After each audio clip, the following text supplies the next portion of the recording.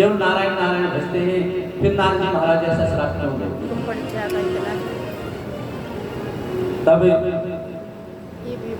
शंकर भगवान बार बार कहते रहे, हे पार्वती, नारद जी ने कोई तो कारण रहा जिसके कारण श्राप फिर भी नहीं स्वीकार करता। पार्वती जी फिर कहते हैं, का अपराध रमापति की ना जो श्राप नारद मुनि दीना। नारद जी तो मुनि है, नारद जी यहाँ पर भी मुनि है, मुनि जी ने क्यों श्राप दिया? का अपराध रमापति की ना, रमापति ने अपराध किया होगा, बगैर कारण तो महात्मा जी श्राप नहीं देंगे, कोई तो अपराध किया होगा महात्मा जी का, क्योंकि पार्वती जी के गुरु हैं नारद जी महाराज। पहली बार हाथ नारद जी ने तो देखा था पार्वती जी का, और वो उन्होंने शिव मंत्र दिया था कि शिव मंत्र जपो, जन्म जन्म लगी रगर हमारी, परम शिव में तो रही तुम्हारी। उन्होंने कहा था कि शिव को पति वरण कीजिए। वो ज्ञान जिस गुरु ने दिया था उस गुरु की अवहेलना मां पार्वती सुना नहीं चाहता। कहती कि नारद जी मुनि श्राप नहीं दे सकते, रमापति कोई न कोई दोष की होगी। और इतने बड़े ज्ञानी संसार के अंदर नारद जी से बड़ा कोई भी ज्ञानी नहीं है।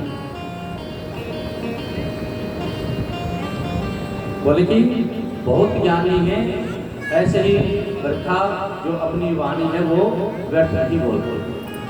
तब शंकर भगवान ने कहा, मंगल भवन अमंगल हारी, द्रवं सुदशरथ अजर विहारी, दीन दयाल बिरज संभारी, रघुनाथ तुम संकट हारी, रघुनाथ तुम संकट हारी, रघुनाथ तुम संकट हारी।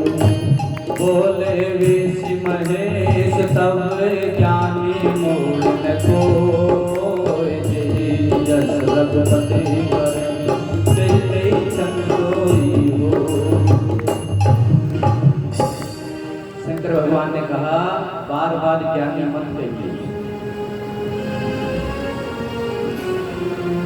ऋषि बोले महेश तब मूर्ख ज्ञानी न कोई, यहाँ कोई मूर्ख नहीं और कोई ज्ञानी नहीं है। जेहि जेहि छन रमापति कीनी, तेहि तेहि छन सब कोई। यहाँ पर जब जब परमात्मा जैसा जिसके साथ में करते हैं वैसा होता है, ज्ञानी की ज्ञानता धरी रह जाती है। अपने आप को कोई समझदार मानता है, अरे मैं तो शेयर मार्केट का ऐसा खिलाड़ी हूं, मेरे जैसा ज्ञान ही नहीं है।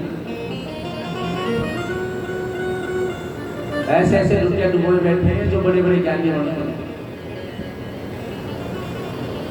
चाहे वो व्यापारी वर्ग में कहिए और चाहे ब्राह्मण समाज में कहिए, चाहे संत समाज में कहिए, चाहे कहीं पर भी कहिए, एक से एक श्रेष्ठ ज्ञानी। पहले थोड़ा सा मन हल्का हो जाए। हमारे पंडित जी हैं, उनके यहाँ जैसे आप पूछने के लिए आ जाते हैं किसी विद्वान के पास में, ज्योतिषी के पास में, वो उपाय बताते थे 5 साल में पुत्र हो जाएगा, 2 साल बाद ये योग बनेगा, वो पुत्र हो जाएगा। अभी ये नाम बता दो तो फिर बड़ी बात हो जाती है। उनकी कन्या 13-14 साल की कन्या होगी, उनको पुत्र नहीं हुआ।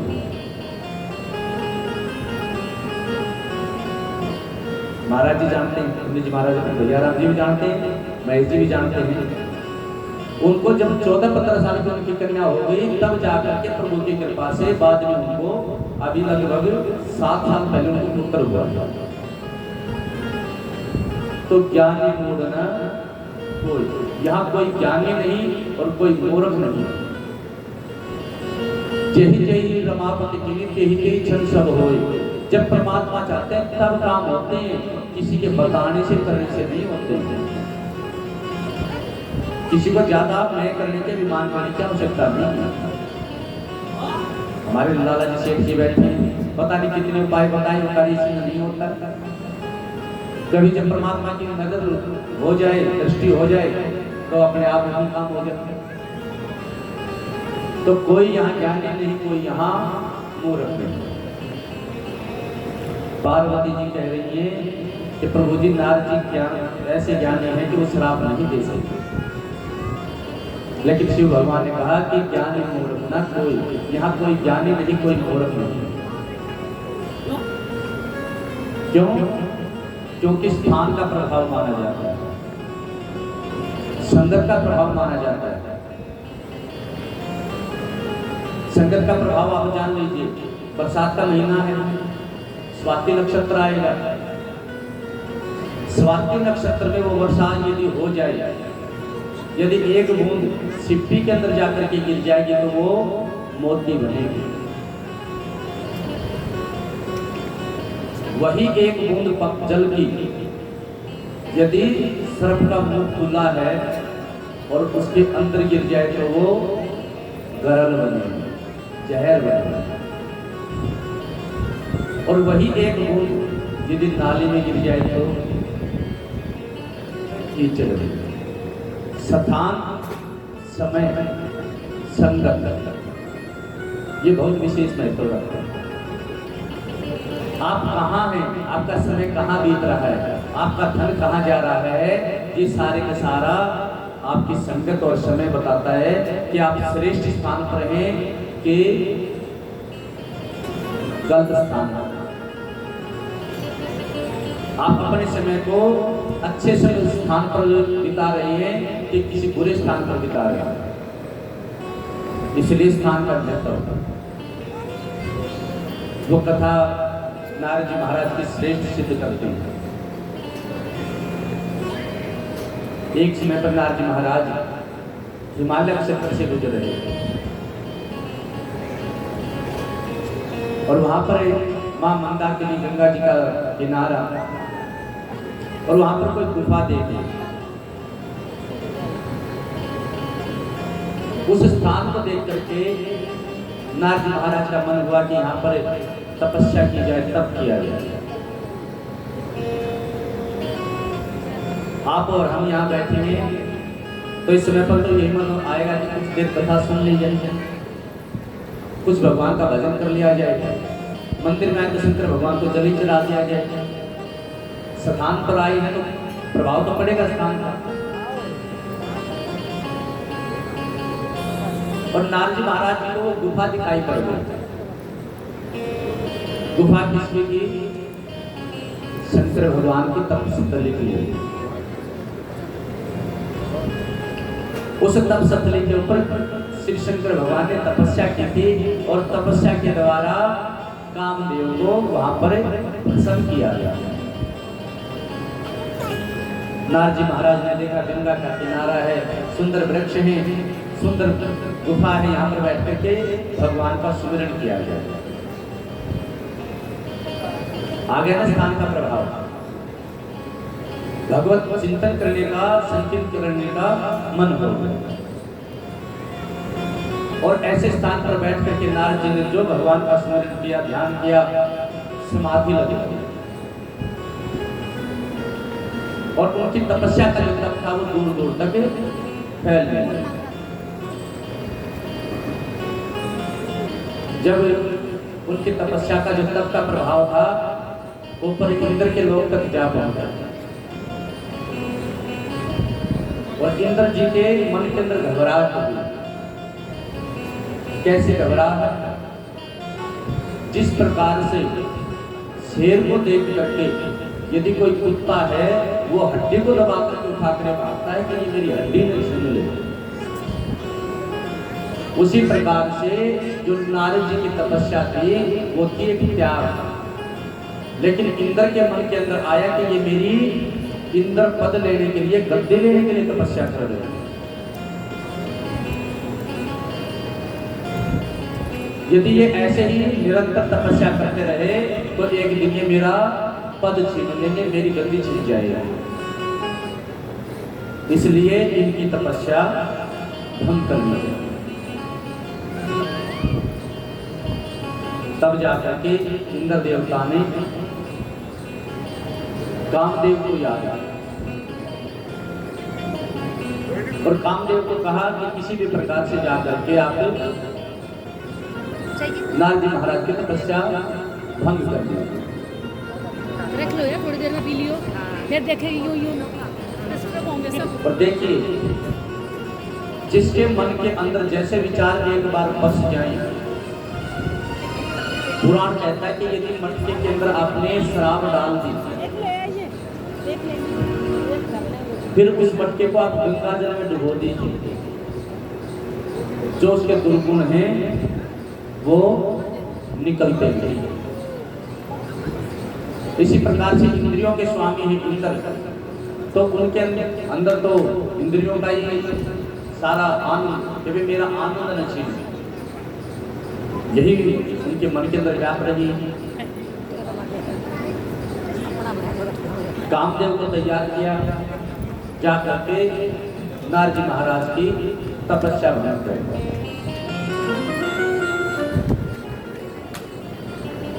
और कामदेव ने अपने तरफ से जितने प्रयास हो सकते थे, बसंत प्रयास, सुहानी वायु बह रही है, कामदेव ने अपने 5 बाण चलाए, लेकिन नारद जी महाराज के ऊपर तपस्या के ऊपर उनका कोई प्रभाव नहीं।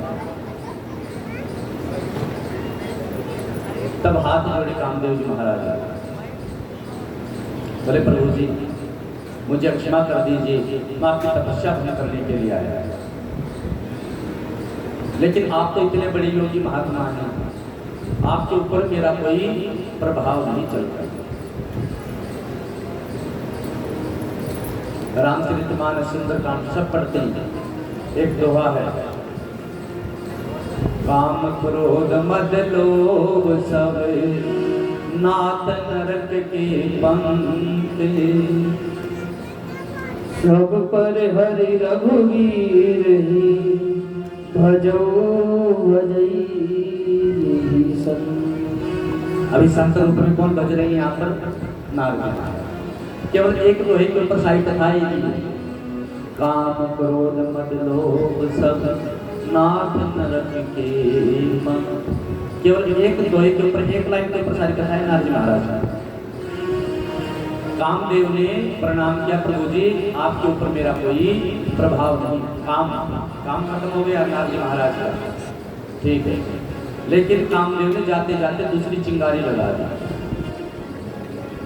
कामदेव ने कहा कि ऐसा ही प्रभाव मेरा शिव पर भी नहीं चला था, शंकर भगवान पर भी मेरा कोई प्रभाव नहीं चला था, लेकिन उन्होंने क्रोध किया और क्रोध करके मुझे पसंद कर दिया। महाराज आप तो महात्मा हैं। अरे महाराज आपका क्या कहना है, आपको तो क्रोध भी नहीं आया, जो बीज बो दिया, जैसे वर्षा ऋतु है, बीज बो करके कामदेव वहां से चले गए। और नारद जी महाराज के मन के अंदर शंकर भगवान ने काम को जीता। आज तक संसार में केवल एक है जो कामदेव जी थे, आज से मैं भी कामदेव जी, लेकिन उनमें पदवी में एक बड़ा, कौन सा? काम क्रोध मद लोभ। कौन सा? बोले शिव ने तो क्रोध किया था, मेरे में तो क्रोध भी नहीं, और इंद्र को डर लग रहा है, उसका इंद्र पर छीन लूंगा, मेरे में योग भी नहीं है।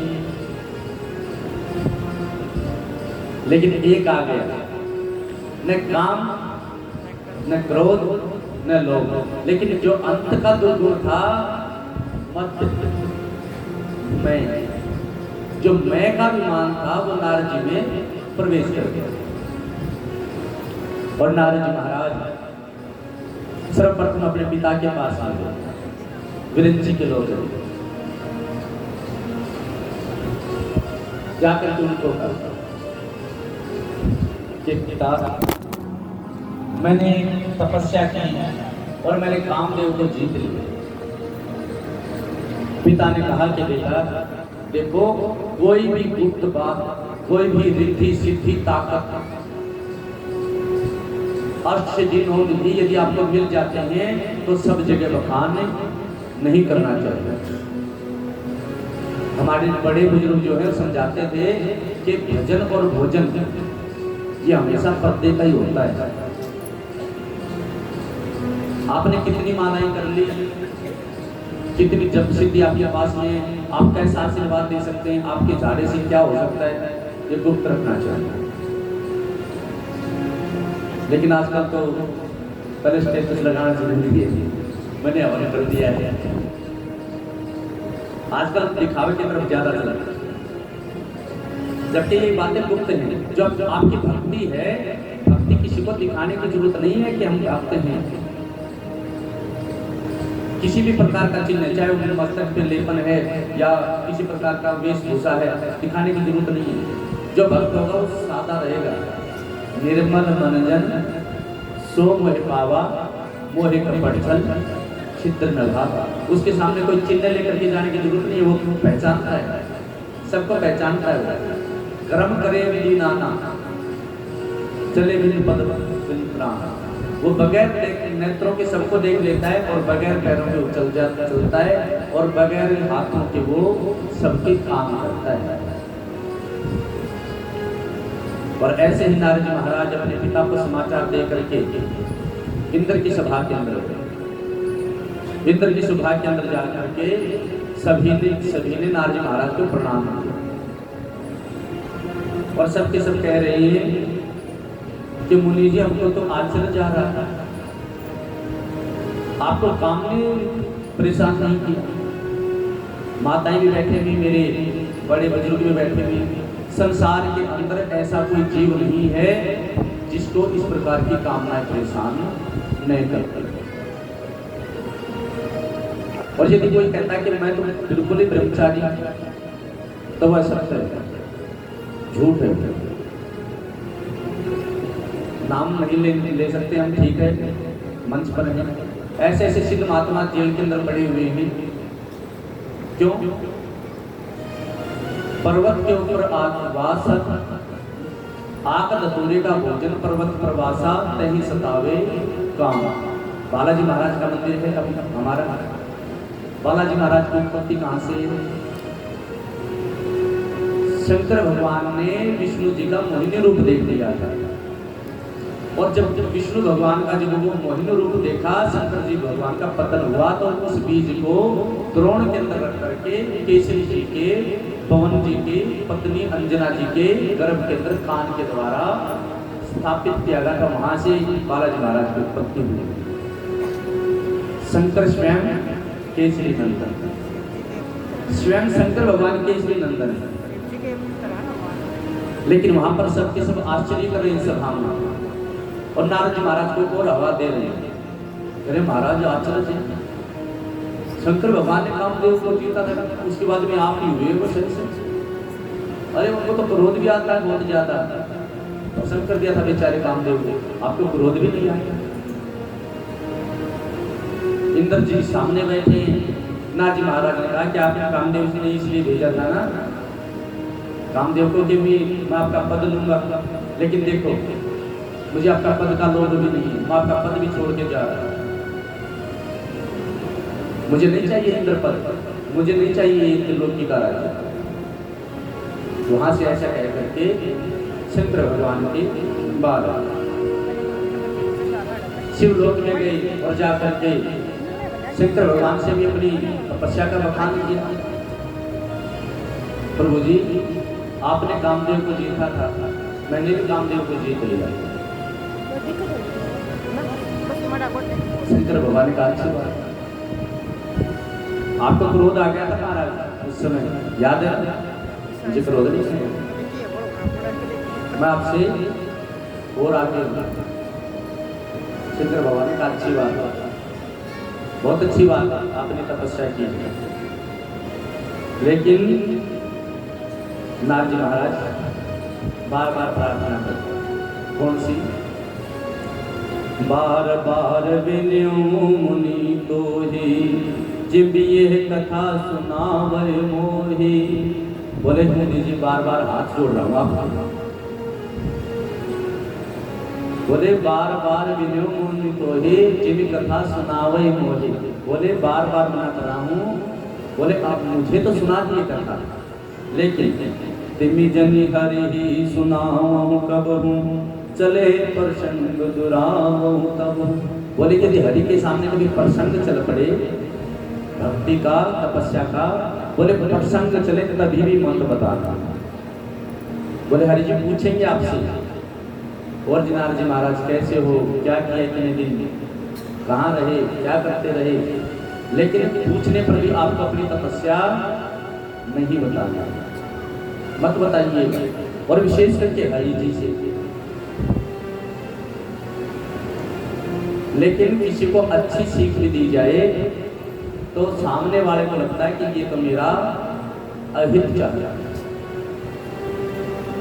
जबकि हित अनहित पशु पक्षी पहचाना, अपना हित किसमें है और अहित किसमें है, बोले ये पशु और पक्षी तक जानते हैं।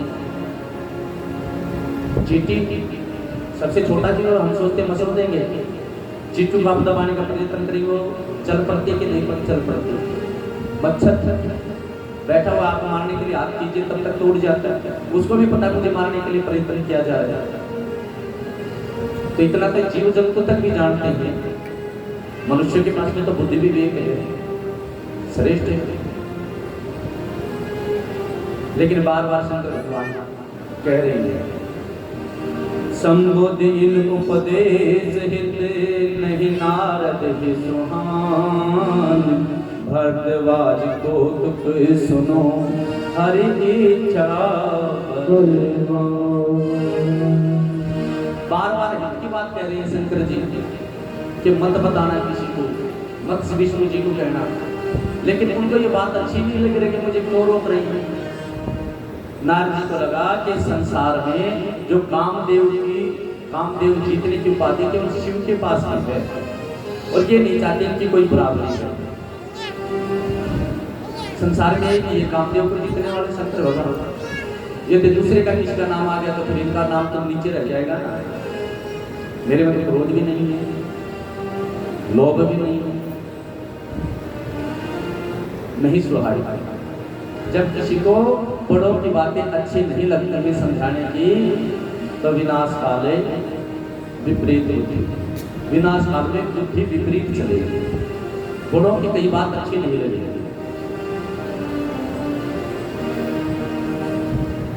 नारद जी महाराज शिवलोक त्याग करके सीधे ही विष्णु लोक जा गए, और विष्णु जी की आप आरती गाते हैं तो क्या कहते हैं, तुम पूर्ण परमात्मा, तुम अंतर्यामी। अंतर्यामी का अर्थ अंतःकरण की जानने वाला। पहले पहचानिए कि नारद जी क्यों आए, और व्यंग्य करे नारद जी के ऊपर। बोले मुनि जी बहुत दिनों कीन मुनि दया, बोले मुनि जी बहुत दिनों में दया की। दया करना किसका काम है, विष्णु जी का। और उस समय विष्णु जी कह रहे मुनि जी बहुत दिनों में दया की आपने, यहाँ कहीं चले गए। हाँ महाराज तपस्या करने बैठा था, हिमालय में तपस्या की है गंगा किनारे। क्या पूछोगे महाराज, कामदेव भेजा इंद्र ने, मेरे ऊपर कोई लोभ नहीं, असर नहीं।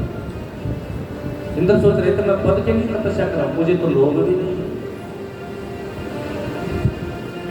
क्रोध तो मुझे आता ही नहीं है, बिल्कुल क्या। विष्णु भगवान ने देख लिया कि इनके अंदर जो बीज है अभिमान का वो प्रफुल्लित हो गया है, पैदा हो गया, और इनका उपचार करना पड़ेगा। अब उसी दोहे पर दोबारा आएंगे, क्राम काम क्रोध मद लोभ सब नाथ नरक के पंथ। काम क्रोध मद लोभ चारों नरक के रास्ता। अब जब नीचे बैठने लगे नारद महाराज, विष्णु भगवान ऊपर पलंग के ऊपर बैठे हैं, तो विष्णु भगवान ने देखा कि हाँ अब इनके अंदर विमान आ गया है, तो इसको थोड़ा दूर करना पड़ेगा। नीचे नहीं बैठने दिया, बोले नहीं महाराज, अरे महात्मा शंकर भगवान कहाँ बैठते हैं, मेरे बराबर में बैठते हैं, मैं और शिव तो एक ही, शिव और विष्णु तो एक ही। बोले शिव मेरे पास में बैठते हैं, वो कामदेव को जीते हुए, आपने भी तो कामदेव को जीत लिया, आप तो यहाँ क्या दिखा रही हैं, अब आओ यहाँ बैठे। नारद जी महाराज को बगल में बैठाया और जिस प्रकार से हम किसी नेता अभिनेता उनके साथ में बैठ करके सोचते हैं मैं नारद जी महाराज को लगा कि नारद तो नारायण के पास में बैठने लगे, अब तो स्वयं हरी हो गई हम भी, मेरे में हरी में कभी कहाँ रह गया, सारी कमी पूरी हो गई। जब बराबर में हरी जी ने बैठा दिया है तो कोई कमी। नारद जी महाराज की खूब प्रशंसा की और वहां से नारद जी महाराज को विदा कर दिया। नारद जी महाराज बिना बजाते हुए जाने लगे और परमात्मा ने उनके अभिमान का जो कांटा था उसको निकालने के लिए माया रचा। कोई राजा का नगर, उनके यहाँ विष्णुमोहिनी नाम की पुत्री, उसका स्वयंवर रच दिया। नारद जी महाराज जा रहे हैं ऊपर से और जाते जाते देखा कि नीचे बड़ा सुंदर नगर है, यहाँ की व्यवस्था बड़ी सुंदर है, यहाँ के नर नारी बड़े सुंदर है, जाके देखना चाहिए, इतना सुंदर नगर है। लेकिन ये बुद्धि काम नहीं कर रही है कि जब मैं नारायण जी के पास में गया तब तो ये नगर था नहीं, वापस मिलकर क्या हो तब तक ये नगर फैला पड़ा है, इतनी जल्दी कहां से। नारद जी महाराज राजा के यहाँ जाते हैं और जाकर के नारद जी महाराज के आगमन होते ही राजा ने प्रणाम किया। शीलनिधि नाम के राजा बोले महाराज बड़े अच्छे समय पर आए, मेरी कन्या का स्वयंवर है, विष्णुमोहिनी नाम की कन्या है, उसका स्वयंवर रचा हुआ है। महाराज एक बारी बिटिया का हाथ देख देखिए, कन्या का हाथ देखिए कैसा है। ठीक है, कन्या को बुलवाया और प्रणाम करवाया सर्वप्रथम कन्या के द्वारा, फिर हाथ देखने लगे। ऐसी कन्या जब विष्णु भगवान स्वरूप में मोहिनी रूप विष्णु मोहिनी और नारद जी के सामने आए, तब नारद जी महाराज जो पहले थे काम क्रोध मद लोभ, उस मोहिनी रूप को देख करके जो नारद जी महाराज हैं वो उसके स्वरूप को देखा और हस्तरेखा देखने लगे। जो उसके पति का जो स्वभाव होना चाहिए, उनके जो गुण होने चाहिए, कैसे अजित कि इसके पति को कोई जीत नहीं पाएगा, इसका पति संसार के अंदर अमर होगा, जिसको ये वरेगी वो संसार में अमर रहेगा। ऐसे ऐसे गुण देखे सारी की सारी हस्तरेखा में नारद जी वो बातें अपने मन में गुप्त रख नहीं, सच नहीं बताना, कुछ और बातें ऐसा वर होगा, वैसा वर होगा, ऐसा होगा, वो सारी बातें नारद महाराज ने बखान और कुछ देर तक मुख को देखते रहे। मुख को देखने की मात्र से ही उनके अंदर कामनाओं ने प्रवेश कर दिया।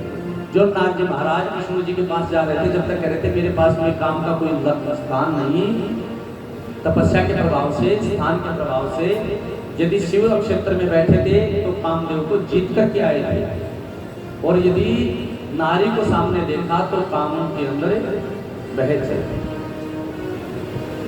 और नारद जी महाराज विचार कर रहे हैं, करे स्वयंवर सो नृप बाला, जपते ही कुछ न होते ही काला। बोले ये कन्या स्वयंवर कर रही है, अब ये मिले कैसे, तत्काल में कुछ हो नहीं सकता है जब तक,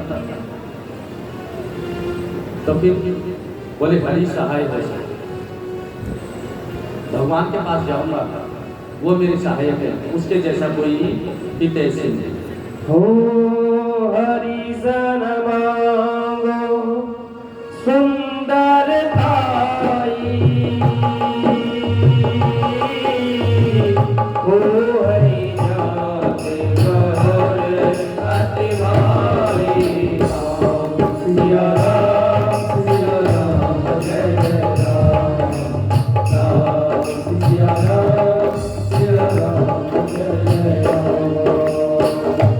मोरे हित हरे सब को नाई,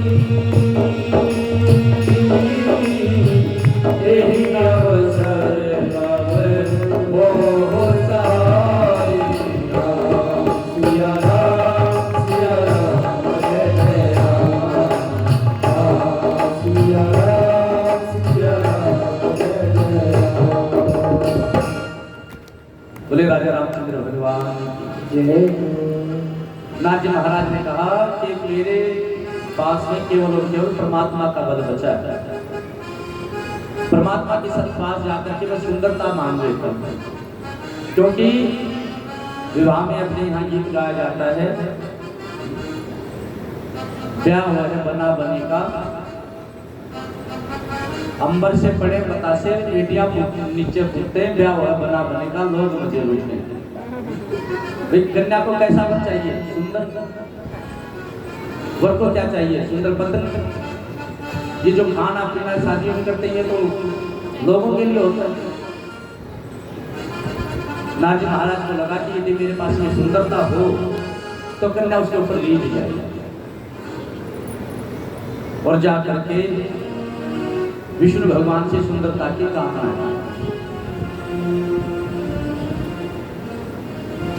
बोले प्रभु जी, विवाह की इच्छा है, यदि आप सहाय हो तो एक कार्य सिद्ध हो जाए। बोले नाथ जी महाराज, आपके लिए तो सब कुछ है, बताइए क्या चाहिए। बोले आप अपना स्वरूप मुझे दे दीजिए, ताकि मुझे विवाह का जो सुख है वो प्राप्त हो। हरि भगवान ने कहा ठीक, मेरा हित होना चाहिए महाराज, ऐसा काम करो। हरि भगवान ने कहा हित नहीं परम हित। आप तो हित की बात कर रहे हैं, आपका जिसमें परम हित होगा मैं वो अवश्य करूंगा। जेहि विधि होए परम हित, नारद सुनो तुम्हारे, सोई हम करब मान कछु बोले नाथ जी महाराज को वो करूंगा जो सर्वश्रेष्ठ है, इसके अंदर कहीं भी वृत्ति भर भी झूठ नहीं है, सर्वश्रेष्ठ आपके लिए करेंगे। नाथ जी महाराज चले, और हरि भगवान ने जो अपना हरि रूप होता है, नाथ जी के मुख से निकला था हरि रूप मुझे दे दीजिए। हरि नाम होता है परमात्मा का, और हरि रूप है वानर का।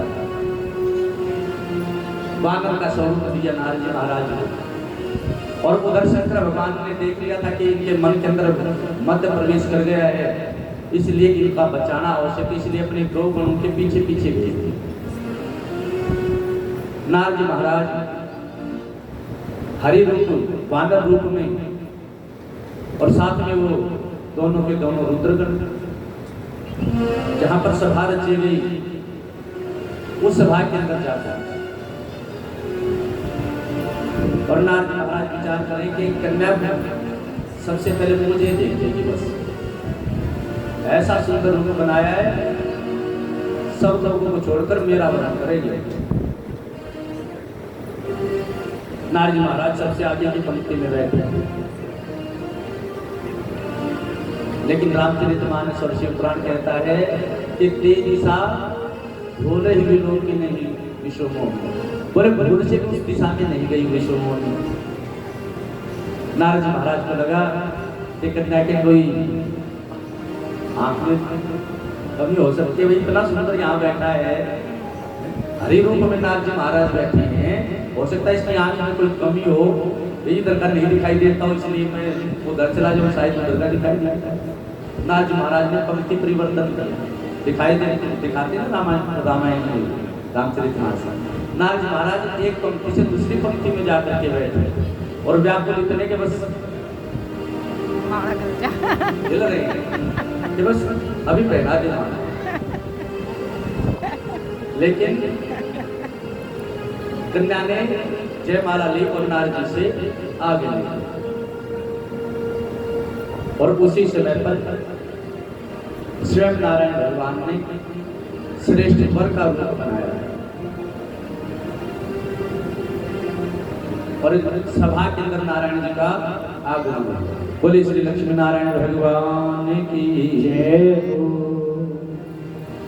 नारद जी महाराज ने जो कन्या थी विश्व मोहिनी, उसने जो जयमाला थी वो नारायण जी को पहना दी और नारायण जी ने लक्ष्मी जी को साथ लिया, विश्व मोहिनी जी को, और वहां से चले गए। नारद जी महाराज व्याप जो थोड़ी देर पहले कह रहे थे कि मुझे काम नहीं व्यापता, वो काम के कारण व्यापता। काम क्रोध मद लोभ सब नाथ नरक के पंथ। क्रोध आ रहा है, मेरा भी वाह नहीं हुआ। जो रुद्रगण थे उस रूप को केवल वो देख रहे हैं। उन्होंने कहा महाराज एक बारी जाकर के जल के अंदर अपना दर्पण अपनी सूरत तो देखिए, कौन सा स्वरूप आपका। और जो जल के अंदर अपना रूप निहारा, नारद जी को बड़ा क्रोध आ गया। पहले क्या कहिए, क्रोध जीत, क्रोध को भी जीते हुए बैठे थे। क्रोध किस लिए आया, इच्छा पूरी नहीं। हमें क्रोध कब आता है, जब हमारी इच्छा पूरी नहीं होती है, तब हमको क्रोध आता है। नारद जी महाराज की वही गति है। अब बड़बड़ाने लगे, बोल नहीं रहे। बोला जाता तो शुद्धि सौदी में बोला जाता है, जब मनुष्य को ज्ञान विवेक हो तब बोला जाता है, और बड़बड़ा कर जाता है जब स्वयं का बुद्धि या विवेक काम नहीं करता है। फिर तो बला भाला नारद महाराज ने सब कुछ व्याप किया। नारद जी महाराज क्रोध के अंदर विष्णु लोक में गए और जाते जाते वही राजकुमारी वैसी विष्णु भगवान रास्ते के अंदर मिल गए और विष्णु जी ने कहा, जी नारद महाराज कैसे हो, कहाँ जा रहे हैं। और जो देखा कि ये स्वयं नारायण है और विष्णु मोहिनी को क्या करके आए हैं, तब नारद जी ने कहा मेरे साथ में चलते। बोले चलिए आप। कार्तिक में माताएं गाती है ना, काली नाग की जो लीला गाते हैं, बोले चली चलिए वामन। बोले राजा बलि को छल नहीं आता। शंकर बोल आए हो, बोले शंकर भगवान को बावरा बना करके हलाहल जहर खिला दिया। बोले तुमने विषव के साथ में छल किया है, मेरे जैसा कोई योगी मुनि नहीं देखा। बोले मैं आपको श्राप दूंगा। बोले समुद्र मंथन हुआ, आपने जहर पिलाया देवताओं को, जहर पिलाए शंकर भगवान को, मदिरा पिलाई राक्षसों को, आपसे वस्तुमणि भी ले ली, लक्ष्मी जी भी ले ली, रतन आप ले लिए, और लोगों को छोटी छोटी चीजों में बहका दिया। आप वस्तुमणि चाह, बोले आप तो वस्तुमणि भी रख ली, लक्ष्मी जी भी रख ली, लोगों को कुछ भी। और बोले आपसे किसी की संपत्ति बढ़ती हुई देखी नहीं जाता, क्योंकि भगवान के पास जब जाना होता है तो भगवान सब कुछ छुड़वा देते हैं, सब कुछ प्रत्याग करवाते हैं। नारद जी महाराज बोले पर संपत्ति देख करके आपको ईर्ष्या होती, लेकिन हे नारायण मेरे जैसा आज तक आपको कोई मिला नहीं। जिस नारी के कारण आपने मेरे ये दशा की, मेरा श्राप है कि ऐसे ही आप भी नारी ग्रह के अंदर इसी प्रकार से जंगल जंगल के अंदर इसी प्रकार से भटकते फिरते। जब नारद जी से श्राप मिला तब परमात्मा ने जो उनकी माया थी उसका निवारण कर दिया। एकदम से माया आया, जब माया हटाई तो उन्हें वहां रमान वहां पर न राजकुमारी न कोई राजकुमार, वहां तो केवल अकेले नारायण है। जब माया का प्रभाव दूर गया तब नारद जी महाराज ने कहा प्रभु जी मैंने आपको श्राप दिया, अपने स्वामी को जिसको मैं आज तक भजता रहा, जिसका मैं आज तक ध्यान करता रहा, सुमिरन करता रहा, उसी को मैंने श्राप दिया। मिर्चा हो वचन कृपाला। बोले प्रभु जी मेरा जो वचन है वो मिर्चा हो जाएगा, लेकिन हरि भगवान ने कहा मम इच्छा कहे दीन गया। बोले मेरी इच्छा है, मैंने अपनी इच्छा से इसमें आपके मुख से श्राप लिया है, इसलिए आपको कोई दोष नहीं। लेकिन नारद जी महाराज ने कहा कि प्रभु जी मेरे मन के अंदर संताप है, स्वामी की सेवा की जाती है, स्वामी को श्राप नहीं दिया गया, मेरा संताप कैसे है? तब हरि भगवान ने कहा कि हे नारद जी महाराज, जाए जपहु शिव सतनामा, जा करके शंकर भगवान के 100 नामों का पाठ कीजिए और तीर्थ तीर्थ जाकर के जहाँ जहाँ पर मंदाकिनी है, जहाँ पर गंगा जी हैं, सब तीर्थों में जाइए, शिव भगवान के दर्शन कीजिए, 12 ज्योतिर्लिंग है उनके दर्शन कीजिए, जो उपलिंग है उनके दर्शन कीजिए और वहाँ पर जाकर के आप शंकर भगवान का स्मरण कीजिए। तब जाकर के नारद महाराज ने अनेकों स्थानों पर जाकर के श्री शंकर भगवान का बार बार स्मरण किया और बार बार जिस स्थान पर भी शिवालय में जाते वहीं पर बार बार प्रणाम करते हुए बार बार वंदना करते हैं। कैलाश के निवासी नमो बार बार हूँ, नमो बार बार हूँ, आयो शरण तुम्हारे प्रभु तार तार, कैलाश के निवासी नमो बार बार हूँ, बार बार हूँ, आयो शरण तुम्हारे प्रभु तार तार,